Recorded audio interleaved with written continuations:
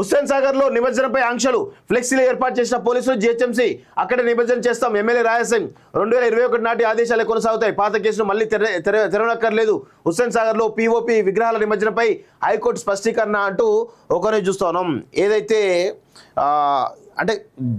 దయచేసి ఈ వినాయక నిమజ్జనాల విషయంలో కావచ్చు కొంత అందరం కూడా సంయమనం పాటించాల్సిన అవసరం ఉంది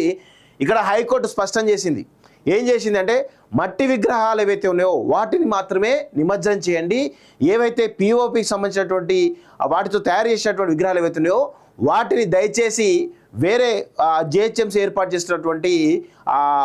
సరస్సులు కావచ్చు లేకపోతే వాటికి ఏవైతే ఉంటాయో వాటిల్లో మాత్రమే వేయాలని చెప్పేసి కూడా చాలా స్పష్టంగా హైకోర్టు స్పష్టం చేయడం జరిగింది మరి హైకోర్టు ఆర్డర్స్ను మరి వీళ్ళు ఏ విధంగా చేస్తారో చూడాల్సిన అవసరం అయితే ఉంది అయితే రాజాసింగ్ కూడా ఖచ్చితంగా అక్కడ నిమజ్జనం చేస్తామని అనడం కూడా సరైనది కాదు ఎందుకంటే మట్టి విగ్రహ వాళ్ళేం చేయొద్దు అని చెప్పలేదు హైకోర్టు కూడా చేయొద్దు అని చెప్పలేదు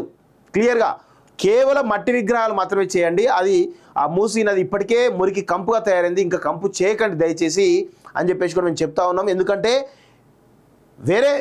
ఆల్టర్నేటివ్ చూడండి అంతేగాని ఎవరు కూడా ఈ నిమజ్జనానికి కానీ నవరాత్రి ఉత్సవాలకు కానీ ఎవరు కూడా అడ్డు చెప్తలేరు కాకపోతే ఎక్కడైతే ప్లాస్టిక్